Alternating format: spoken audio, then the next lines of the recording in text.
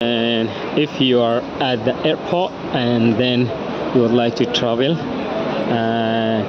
you should go to the departures and see departures and arrivals. So means the departure hall if you are going, but if you would like to pick up someone, then you should go to the arrival hall. All right, but like if you would like to know where is the arrival hall, just follow these steps.